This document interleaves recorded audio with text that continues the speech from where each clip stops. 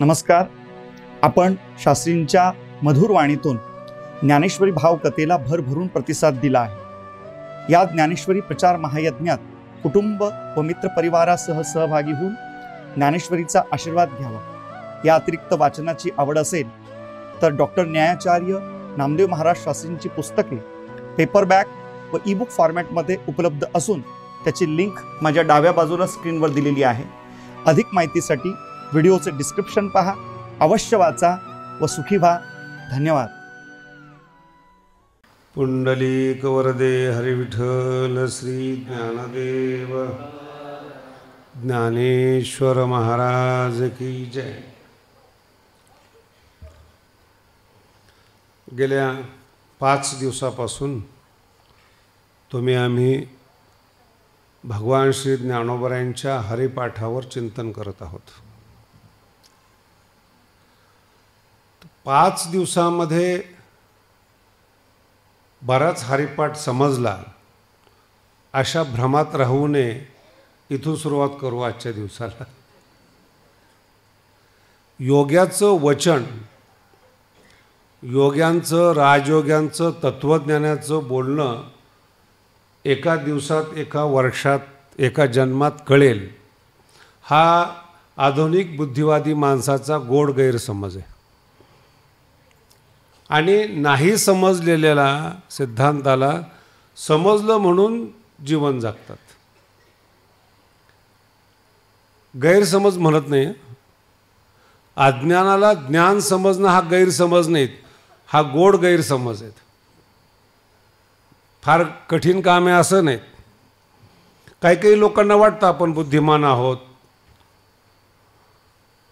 2-4 वर्षापूर्वी एक नवीन शिकलेला मुलगा, काय असतं याच्यामध्ये 20, 22, 25 वर्ष, याला गद्य 25 म्हणतात. थोडासा गाढवपणा त्यात शिल्लक असतो आणि त्यात जे काही थोडं चांगलं मिळतं ना, त्याला ते आकाश ठेंगणं होतं त्या टायमाला. असं वाटतं की माझ्यासारखा या जगात कोणीच नाही. बाप नाही, गुरु नाही, राजकारणी नाही, सत्ता कोणीच नाही. त्याला वाटतं मीच एकटा या जगाचा मालक आहे.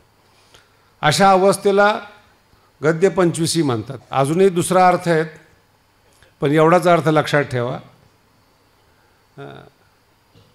आणि मग तो जो समजतो अज्ञान अवस्थेतल्या ज्ञानाला, तर ते अज्ञानाला ज्ञान समजून जगत असतो की मला समजतंय, आणि तो जगाला अज्ञानी समजत जातो.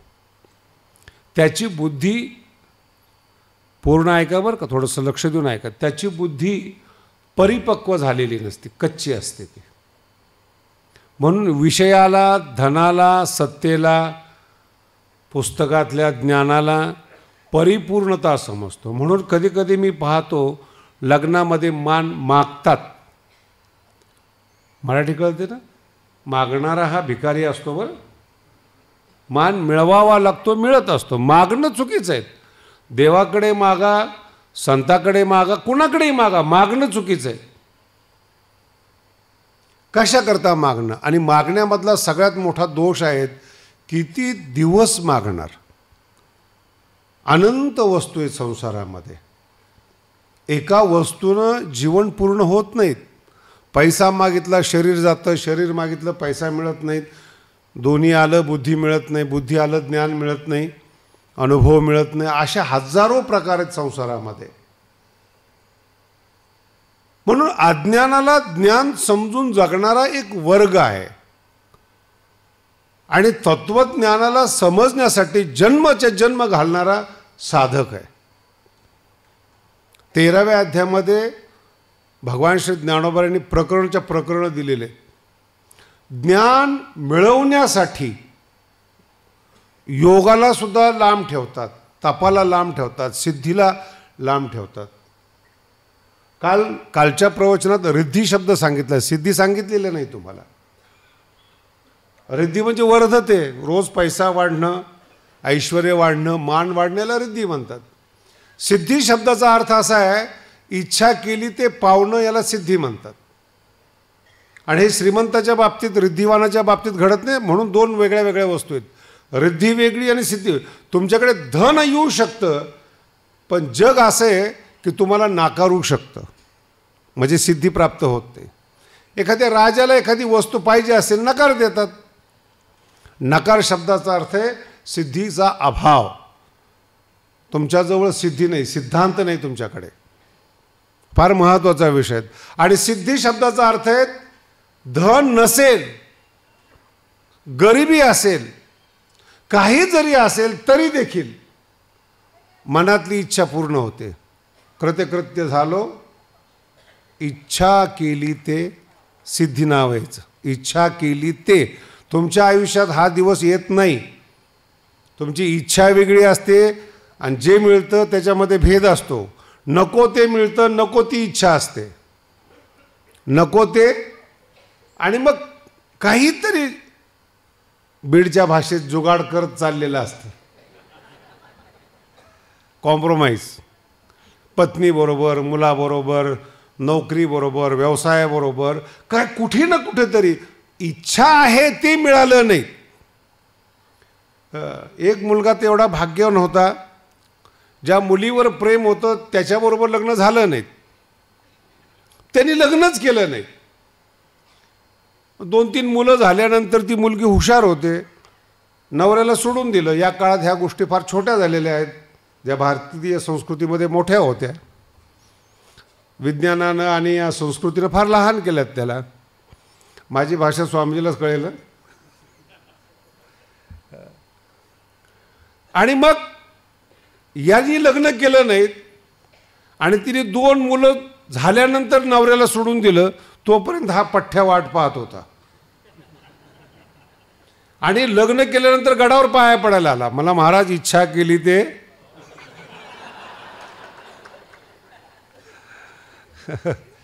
तिथे काही बोललो नाही, पण इथे बोललो मी त्याला.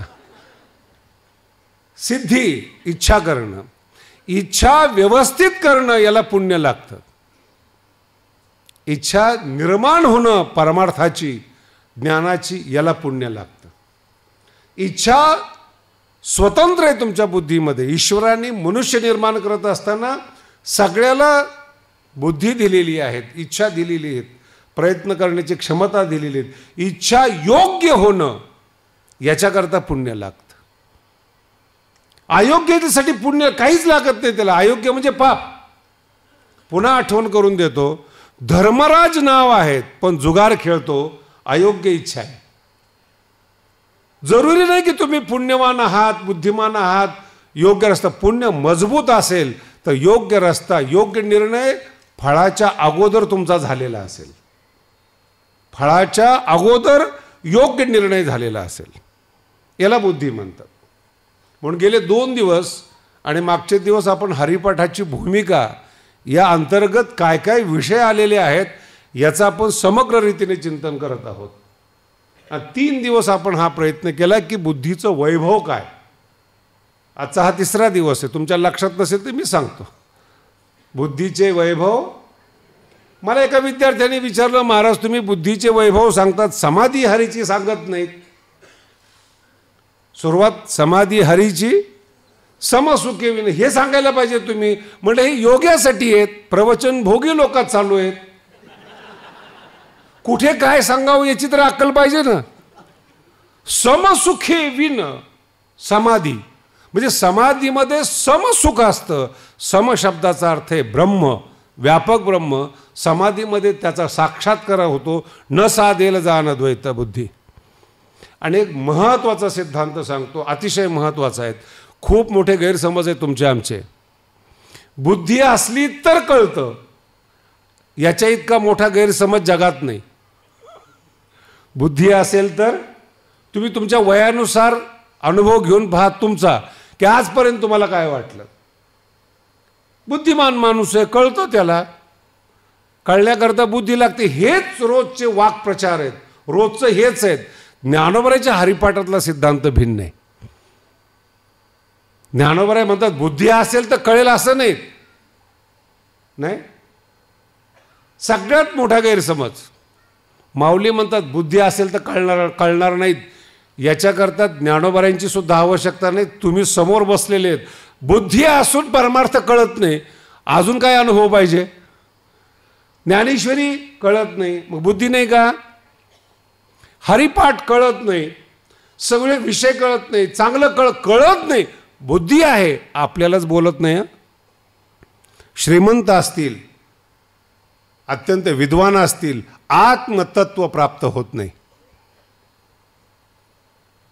बुद्धी आहे, विषयात तज्ज्ञ आहेत, विज्ञानामध्ये तज्ज्ञ आहेत, भौतिक विषयामध्ये तज्ज्ञ आहेत. म्हणून आपल्याला असं वाटतं की बुद्धी असली तर ज्ञान होतं. हरिपाठामध्ये हे सगळे गैरसमज ज्ञानोबराय पुसून टाकतात. परमार्थामध्ये वाटचाल करताना 2 सिद्धांत महत्त्वाचे मानले जातात. एक ज्ञान संप्रदाय आहे, जे तत्वज्ञानाच्या दिशेने जाणार आहे, आणि एक भक्ती संप्रदाय आहेत. पहिल्या दिवशी मी याचं विश्लेषण केलं होतं. भक्तीमध्ये मोक्ष नसतो, मुक्ती असते. ज्ञानामध्ये मुक्ती नसते, मोक्ष असतो. 2 दिशा वेगळ्या वेगळ्या आहेत. ज्ञान मोक्षाला प्रधान मानतं, भक्ती मुक्तीला प्रधान मानतं. म्हणून आपल्याला असं वाटतं ज्ञान पाहिजे असेल तर आपल्या जीवनामध्ये बुद्धी पाहिजेत. भगवान श्री ज्ञानोबराय म्हणतात गरजच नाही त्याची. याचं उत्तम उदाहरण आहे वाल्मिकांचं. न कुठं शिकायला गेले, न शास्त्रांचा शाहीशास्त्र निवडी अभ्यास केला नाही, काही केलं नाही. संतांनी आशीर्वाद दिला आणि मानवाच्या जीवनातला पहिला ग्रंथ, ही भारताची विशेषता आहे बरं का. ज्या अमेरिकेला ब्रिटिशला सगळ्यात महत्त्वाचं समजता तुम्ही, त्यांच्या अगोदर भारत भाषा निर्माण करून ग्रंथ लिहितो, ही भारताची विशेषता आहे सगळ्यात. आणि त्याच्या पुढचा ग्रंथ सांगतो तुम्हाला. आत्ताचे जे लेख आहेत ना, गाथा असेल, ज्ञानेश्वरी असेल, पाठभेद असतात, अक्षरं बदलतात.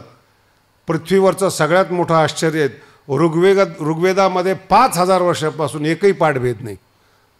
भारताच्या कोणत्याही कोपऱ्यातला जर गायला गेला, एकही अक्षर इकडं तिकडं जात नाही. याला घनपाठ म्हणतात.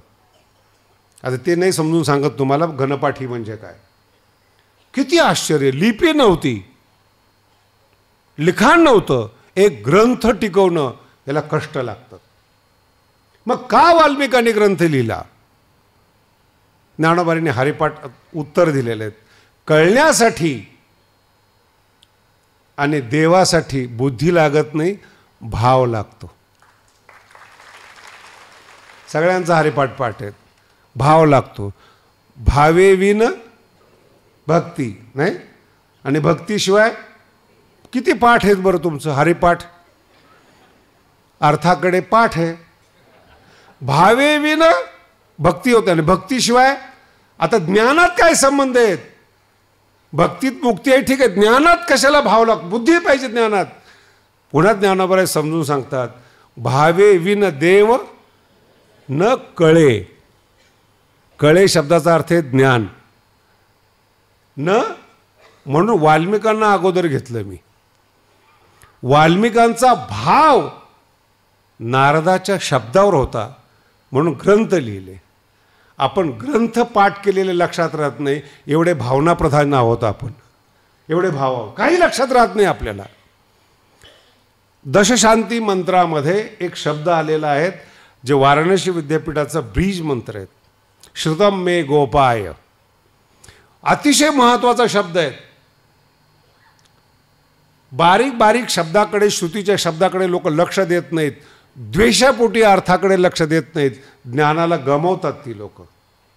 किती सुंदर शब्द आहेत, श्रुतम मे गोपाय. प्रार्थना करतात जे ऐकलंय मी त्याचं रक्षण व्हावं. लक्षात येते? तुम्ही आजपर्यंत किती कीर्तन ऐकले, किती महाराज लोकांना संपवलं बरं, ऐकून ऐकून बरं का. काही काही लोक म्हणतात महाराज आम्ही फार पूर्वीपासून 80 वर्ष झाले आम्ही महाराज ऐकतोय, या महाराजात काहीच बदल नाही. श्रुतम लक्षात राहत नाही. काही काही कीर्तनं मी असे अनुभवलेले आहेत, भाग्यवान आहेत खरेच लोक. आता जी टीव्हीची रेकॉर्डिंग करतात ना, यांच्या एका चांगल्या पोराला विचारलं, म्हटलं किती भाग्यवान आहे तुम्ही, आजपर्यंत 600 एपिसोड रेकॉर्डिंग केले आणि 600 वेळा तुम्ही कीर्तन ऐकलं आणि ते सहन केलं, तुम्ही संत आहात. एक विषय, सामान्य विषय किती वेळा ऐकणार तुम्ही? कसं सहन करतात ह्या गोष्टी? कठीण आहे बरं. डबल बोललेलं बुद्धिमान माणसाला सहन होत नाही. श्रुतम मे गोपाय, जे ज्ञान श्रुतम ऐकलेलं आहे, भगवंता त्याचं रक्षण कर. ऐकलेलं ज्ञान आहे त्याचं, आणि आपण सहज बोलतो विसरलो, हे पाप आहे. विसरणं हे पाप आहे. कोणी असो, जगातला कुठलाही व्यक्ती परिश्रम करून ज्ञान मिळवलेलं आहे आणि हसत बोलता तुम्ही विसरलो, हे पाप आहे. लक्षात येत नाही पाप. ज्ञानेश्वरी लिहित असताना अर्थ समोर उभे राहायचे, भाव समोर उभे राहायचे, हे पुण्य आहे. म्हणून पुण्य पोशिली म्हटलंय तुम्हाला. पुण्याला पुण्य करणारे हजारो आहेत, पुण्य पोसणारे फक्त ज्ञानोबा आहेत. पुण्याला पोसू शकत नाही कोणी. म्हणून सगळे अर्थ एका ग्रंथामध्ये श्रुतम मे गो. आपण कितीतरी वेळा ऐकतो ज्ञानेश्वरी हरिपाठ, लक्षातच राहत नाहीत. काही काही वेळेस मी असं पाहिलं, ज्ञानदेवाप्रमाणे आत्महा निदान, ज्ञानदेवाप्रमाणे निवृत्ती देवी, हरिपाठ संपलेलाच ह्या माणसाला कळत नाहीत. मग तो घड्याळ एवढ्या लवकर संपला कसा? म्हटलं बरेचसे अभंग नाश्त्यामध्ये खाल्ले तुम्ही. बुद्धी अनियंत्रित आहे. माझा मुद्दा समजून घ्या. बुद्धी हा हरिपाठाचा मुख्य विषय आहे. बुद्धी अनियंत्रित आहे. 2 दिवस मी बुद्धीचं वैभव सांगितलं तुम्हाला. ही अनियंत्रित बुद्धी. परमार्थ इथेच आहेत. तुम्ही आंधळे नाही आहेत. ज्ञानोबा सांगतात तुमची बुद्धी आंधळी आहे. तुम्हाला दिसत नाही, डोळ्याने नाही, बुद्धीने दिसत नाही. हरिपाठाचं खूप मोठं गांभीर्य आहे बरं. भावे विन देव न कळे, निसंदेह न कळे, ही मजबूत भाषा आहे हरिपाठाची. याला म्हणतात अधिकारवाणी, पुरुषाची भाषा. हरिपाठात जरा ज्ञानेश्वरीत माऊली थोडं सौम्य बोलतात. कळलं पाहिजेत, कळून घ्या, प्रयत्न करा, सांगितलं तुम्हाला दीजे करीजे. हरिपाठात हे बोलत नाहीत ज्ञानोबा आहे. वाया जाशी, नकळे, निसंदेह नकळे. आणि हा जी चरण आहे ना, हे 2, हे चरण या पृथ्वीवरचं सर्वात श्रेष्ठ चरण आहे. ज्ञानासाठी बुद्धी नाही लागत, ज्ञानासाठी भाव लागतो. भावे विन देव न कळे. कळे म्हणजे ज्ञान. आणि ज्ञान आल्यानंतर जगात कुठलंच तत्वज्ञान आजपर्यंत असं नाही जे ज्ञानोबांनी सांगितलेलं आहे. ज्ञानोबा म्हणतात ज्ञान एक वेळेस येऊ शकतं, पण ज्ञानाने दाखवलेली वस्तू तिथपर्यंत तुमची बुद्धी जर पोहोचली नाही, ज्ञान लाभ झालेला सुद्धा शून्य समजा. हे ज्ञानोबांची भाषा आहे. ज्ञान लाभ ही भाषा आहे ज्ञानोबाची. बुद्धीला जर ज्ञानाने दाखवलेली वस्तू कळत नसेल, ओवी अवघड आहे. ऐकून पहा तुम्ही. ज्ञान जेतुले वस्तू दावी, तेतुले वस्तू आघवी, ते देखे ऐसी व्हावी बुद्धी चोख. याचं नाव आहे हरिपाठ. बुद्धी, एखाद्या माणसाने ज्ञान दिलं, कळालं तर पाहिजे ना. तुम्हाला एक विज्ञान सांगतो म्हणजे कळेल. बाई स्वयंपाकघरामध्ये असते, 50-60 वस्तू पडलेल्या असतात. तिला सांगितलं मीठ पाहिजेत, लगेच तिचा हात जातो. तुम्हाला विशेष वाटलं पाहिजे या गोष्टीचं. हे शरीर, जड शरीर वस्तू कशी शोधतं. आणि जर त्या बुद्धीने शब्द व्यवस्थित ऐकला नाही, मीठ पाहिजे असं म्हटलं, ती जर शब्द नाही ऐकला, ती हात शोधते, पण काय शोधते हे तिलाच कळत नाही. याचं नाव आहे अज्ञान. मग कळतं कसं काय? चाकू दे. जलद गतीने किती घटना घडतात ते सांगतो. चाकू दे म्हटल्याबरोबर पहिल्यांदा डोक्यामध्ये चाकूची प्रतिमा येते. विषय जड असला तरी ऐका, नाहीतरी तुम्हाला पर्याय नाही. रोजचा अनुभव आहे आपला, रोजचा. पहिली प्रतिमा डोक्यामध्ये येते चाकू. आणि मग ते चाकू मेंदूमध्ये आकार उमटल्यानंतर मग ते भौतिक चाकूला शोधलं जातं. आतल्या इमेज बरोबर बाहेरची इमेज मॅच झाली की वस्तू सापडते. तुम्ही इतकं बारीक अनुभव कधी घेतलंच नाही. मग परमार्थ का सापडत नाही? आंधळे, काहीच नाही, सहज मी आंधळा गा, काहीच कळत नाही. देव म्हटलं की कळत नाही. भाकरी म्हणलं की तुमच्या समोर प्रतिमा येते, भात म्हणले की तुमच्या समोर प्रतिमा येते. साधना म्हटल्यानंतर काय येतं तुमच्या पुढे? मी एखाद्या हिरोईनचं नाव घेत नाही बरं. साधं काही केलीच नाही, साधना येणार काय? देव म्हटल्यानंतर तुमच्या पुढं प्रतिमा उभा राहत नाही. याला म्हणतात आंधळेपण. ज्ञानोबराय म्हणतात शून्य ज्ञान आहे त्या माणसाला, त्या ज्ञानाचा काहीही उपयोग नाही. ज्ञान जे तुले वस्तू दावी, ते तुले वस्तू वाघवी, ते देखे. ज्ञानाने दाखवलेली वस्तू दिसावी यासाठी बुद्धी चोख. जर दिसत नसेल तर, ज्ञानोबाचे इतके गोड शब्द आहेत ना, फार गोड शब्द आहेत. ते स्फूर्तीची होऊनी अंध होऊनी असे. मेंदूमधली जी स्फूर्ती असते, स्फूर्ती शब्दाचा अर्थ आहे आत्मा, अंतःकरण. चैतन्ययुक्त अंतःकरण आंधळं होऊन बसलेलं असतं, त्याला आपलं स्वरूप कळत नाही. खूप मोठा विषय हा. म्हणून जगात आतापर्यंत बुद्धी पाहिजे म्हणणारे लोक भरपूर आहेत, पण पहिले ज्ञानोबा आहेत कळण्यासाठी भाव पाहिजे. आणि जे कळालं, ज्या ज्ञानाने जी वस्तू दाखवली त्याचा अनुभव देणारे गुरु आहेत. हे दोन टप्पे आहेत या अभंगामध्ये. भाव असेल, गुरुशिवाय शास्त्राचं ज्ञान होईल. आणि जे झालेलं ज्ञान आहेत त्याचा अनुभव गुरुनी दिला पाहिजे. म्हणून वाक्य पहा कसे आहेत. भावेविन देव न कळे, निसंदेह न कळे, आणि गुरुविन अनुभव. अनुभव शब्द इथे ज्ञान शब्द नाही आहेत. आपल्या मेंदूमध्ये एकच पक्क बसलेले आहेत, गुरु ज्ञान देतो, गुरु ज्ञान देतो. नाही कळालं? गुरु कुठे जातात ज्ञान देता देता याचं आपल्यालाच ज्ञान नसतं, कळतच नाही. अरे कोणाकडे ज्ञान? जे अज्ञानी आहेत त्याला तुम्ही गुरु मानतात, त्याला बरं आहे, ते मार्केटिंग आहे, ती गुरुची मार्केटिंग आहे, त्याच्याकडे ज्ञान नाही आहेत. ज्ञानोबराय म्हणतात गुरुकडे ज्ञान मागू नका, अनुभव मागा. अनुभव बदलतात गुरु. 18व्या अध्यायामध्ये इतका गोड प्रसंग आहे, मरेपर्यंत हा प्रसंग लक्षात ठेवा. शेवटचा श्लोक आहे ज्ञानोबरायांचा. सर्व धर्मान् परित्यज्य मामेकम शरणं व्रज अहं त्वा सर्व पापेभ्यो मोक्षयिष्यामि. शब्द इथे थांबले. गुरुविन अनुभव कैसा कळे याच्याबद्दल बोलतोय, सावध करून ठेवतोय तुम्हाला. शब्द इथे थांबले. पण अर्जुन तृप्त झाला नाहीत. याला वारकरी संप्रदाय म्हणतात.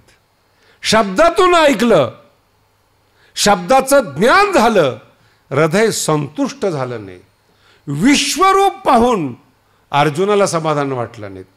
लोक देव दिसतात का नाही दिसतात हा चर्चा करतात, दिसून समाधान लागत नाही, तो भक्त असतो. व्यापक रूप पाहून समाधान झालं नाही अर्जुनाला. आणि मग भगवंतानी त्याला विचार केला. शब्दातून देता येतं तिथपर्यंत दिलं. मग सावळा सकंकनू.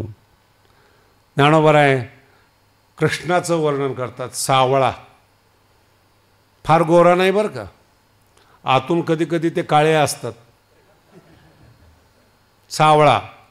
सकंकन, हातामध्ये सोन्याचं कंगन होतं कृष्णाला. सकंकन, श्रीमंत आहे ना.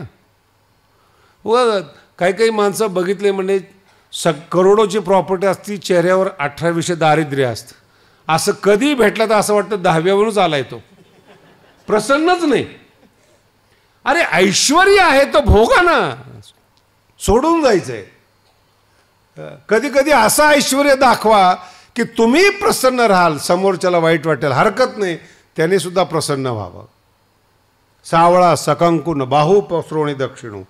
अलिंगिला, भक्ताला अलिंगन दिलं. वारकरी संप्रदायातली स्पर्श कृपा ही जगातली सर्वश्रेष्ठ कृपा आहेत. जोपर्यंत गुरु स्पर्श करत नाही तोपर्यंत तुमचा उद्धार होत नाही. याला शक्तिपात म्हणतात. शक्तिपात. स्पर्श म्हणजे असा हाताने नाही बरं का, ज्या त्याला कल्याण होगा, जा तेरा असं नाही, अंतःकरणातलं देणं ज्याला म्हणतात. मग असं काय केलं, का आलिंगन दिलं? बोला बुद्धीसी अटक. मरेपर्यंत हे शब्द विसरू नका. गुरुविनं अनुभव आहे ना, या शब्दावर बोलतोय. अनुभव देता येत नाही शब्दातून, बुद्धीतून. बोला बुद्धीसी अटक. ते द्यावयाचे मिश खेवाचे केले. अनुभव देण्यासाठी जो शब्दातून दिला जात नाही, आलिंगनाचं निमित्त केलं. ते तर हृदया हृदय एक झाले, ए हृदयीचे ते हृदय घातले. याला म्हणतात गुरुविन अनुभव कैसा कळे. परमार्थ हृदय बदलण्याची प्रक्रिया आहेत, बुद्धी बदलण्याची प्रक्रिया नाहीत. बुद्धी बदलणं याला संसार म्हणतात. बुद्धी बदलणं, पुन्हा सांगतो, याला संसार. आणि रोज काही माहीत नाही जन्माला आलेल्या मुलाला,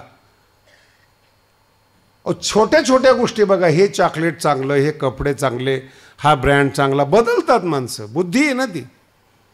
हृदय बदलत नाही. आणि हृदय, ज्ञानोबा राय सांगतात बरं का, हृदया हृदय एक झाले, ए हृदयीचे ते हृदय घातले. हृदय बदललं. अजून अर्थच नाही कळला तुम्हाला, तुमचा चेहरा सांगतो मला. अर्जुनाचं हृदय बदललं. अर्जुन कोण झाला? बोला ना. अर्जुन कृष्ण झाला. याला पूर्णता म्हणतात जीवनाची. हृदय बदललं. अर्जुनाचं हृदय राहिलंच नाही. हृदया हृदय एक झाले, ए हृदयीचे ते हृदय घातले. मग अगोदरच्या हृदयातलं विसर्जित झालं. पहिलं जेवढं होतं, अज्ञान असेल, मान्यता असेल, ज्ञान असेल, सगळं विसर्जित झालं. आणि अर्जुनाच्या हृदयात भगवंताचं हृदय धडकू लागलं, काम करू लागलं.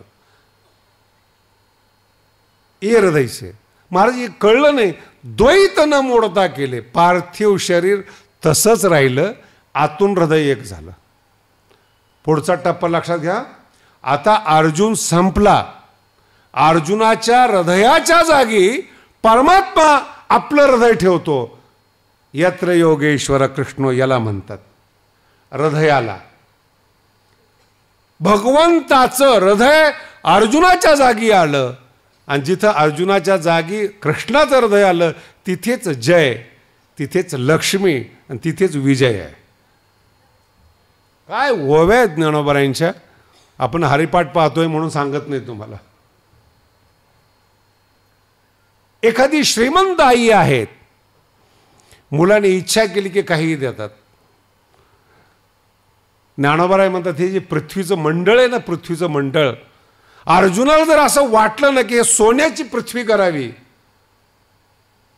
सोन्याची पृथ्वी, इतके समर्थ गुरु आहेत, इतके समर्थ. हृदय बदलणं छोटी गोष्ट होती त्यांच्यासाठी. हृदय बदलायला तुम्ही तयार व्हा, मग हृदय बदलेल. याचं नाव आहे परमार्थ. तुम्ही मान्यताच सोडत नाहीत, मान्यताच सोडत नाहीत तुम्ही. गडावर दोन माणसं आले, आल्यानंतर त्यांची मान्यता, शब्द समजून घ्या, त्यांची मान्यता. महाराज आम्ही तुमच्याकडे आलोय, आम्ही भगवानगडाचे शिष्य आहोत. म्हणलं ठीक आहे. बाबा आमच्याकडे तो तुम्ही यायला पाहिजेत. म्हणलं बाबा येत होते, मी जरा कामामध्ये. नाही नाही, मी त्यांना 3, 4, 5, 6 वेळा सांगितलं, नाही मला जमत नाही, मला जमत नाही. बाबा येत होते. अब बाबा येत होते ना, पण बाबा येत असून सुद्धा तुम्ही इतके मूर्ख राहिले, हे मी त्यांना बोललो नाही. नामदेव शास्त्री ऑफिशियलला सबस्क्राईब करा. सिद्धांत ऐका. आनंदी, निर्भय व सुखी व्हा. धन्यवाद.